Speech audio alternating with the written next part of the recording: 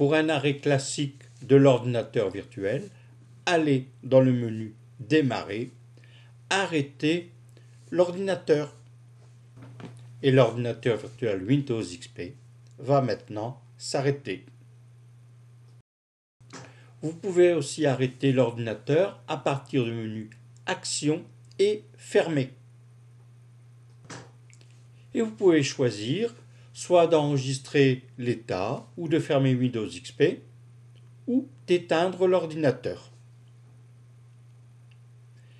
Ici, l'ordinateur a été arrêté en état sauvegardé. Il y a un fichier supplémentaire qui se termine par VSV. Donc là ici c'est vpc xpbis.vsv, donc qui contient l'état de l'ordinateur qui a été arrêté.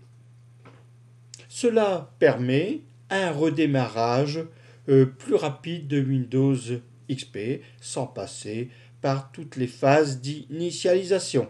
Et voici donc la restauration d'état de l'ordinateur virtuel. Donc revoyons ensemble tout le processus. Menu Action, Fermer. Ensuite, choix de l'arrêt. Donc là, c'est avec enregistrement de l'état de l'ordinateur virtuel. Et ensuite, OK. Donc là, l'ordinateur est sauvegardé. Alors dans le cas présent, mon ordinateur virtuel a été sauvegardé sur un disque. Le dossier s'appelle Mes ordinateurs virtuels PC bis. Et donc on y voit le fichier supplémentaire qui contient l'enregistrement de l'ordinateur. Donc là c'est un fichier avec l'extension .vsv.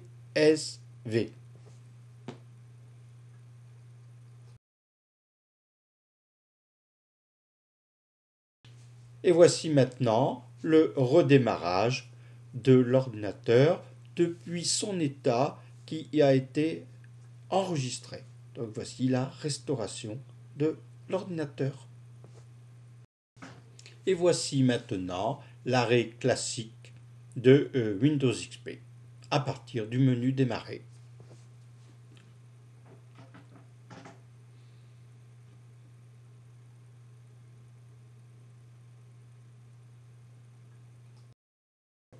Revoyons maintenant un démarrage de l'ordinateur qui a été arrêté. Donc Windows XP se lance dans une petite fenêtre qui s'agrandira par la suite.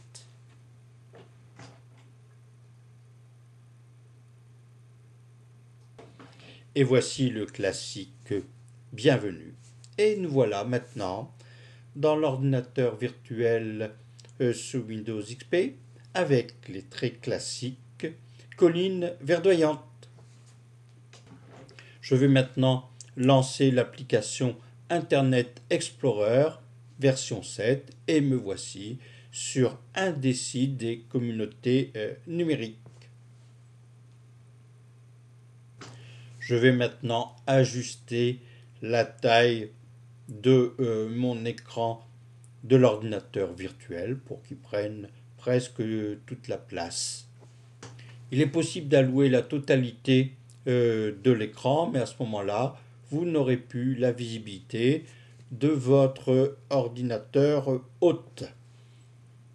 Voilà, je lance maintenant Word, je quitte Word et maintenant je vais arrêter l'ordinateur une fois de plus. Ah, il y a des mises à jour, donc là les mises à jour s'exécuteront comme elles s'exécuteraient dans un ordinateur réel.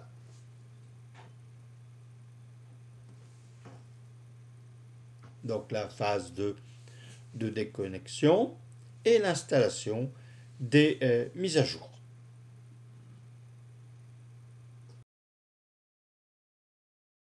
Pour bénéficier de fonctionnalités supplémentaires dans votre ordinateur virtuel sous Windows, il est nécessaire d'installer les compléments. Pour installer les compléments pour ordinateur virtuel, allez dans le menu Action, Installer ou mettre à jour les compléments. Cliquez ensuite sur le bouton Continuer. L'installation se prépare et se déroule comme toute application normale. Si vous avez installé les compléments pour ordinateur virtuel, il sera possible de partager un dossier entre l'ordinateur hôte et l'ordinateur virtuel.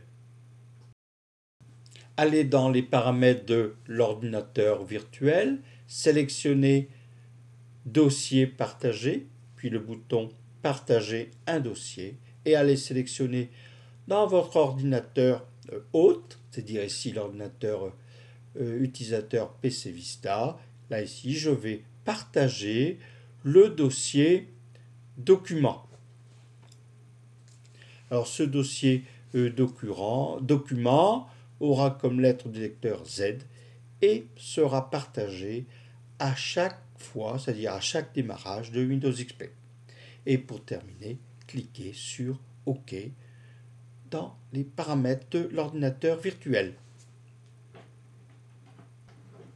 Et voici notre document partagé. C'est un lecteur réseau. Donc là, nous sommes sur l'ordinateur virtuel qui est sous Windows XP. Voilà, c'est le lecteur Z.